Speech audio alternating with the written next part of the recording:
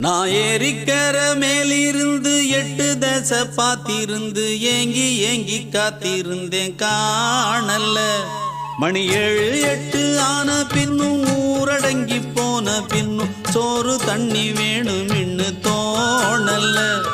என் தெம்மாங்கு பாட்டை கேட்டு தென்காத்து ஓடி வந்து தூதாக போக வேணும் அக்கறையில்.